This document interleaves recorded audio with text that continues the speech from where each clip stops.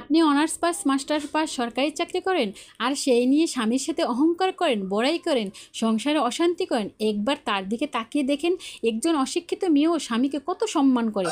শিক্ষা যদি আপনাকে বিনয়ী মার্জিত না করতে পারে তাহলে সেই শিক্ষার দরকার নেই, সেই চাকরিরও দরকার নেই।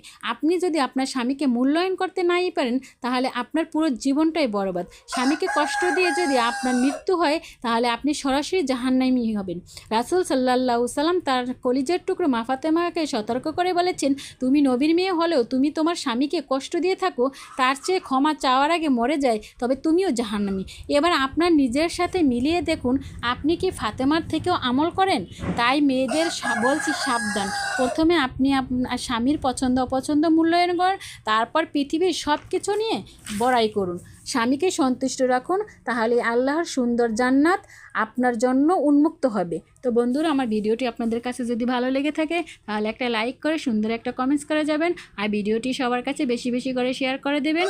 আজকে আমার ভিডিওটি এই পর্যন্ত। আপনারা ভালো থাকবেন, সুস্থ থাকবেন। আল্লাহ হাফেজ।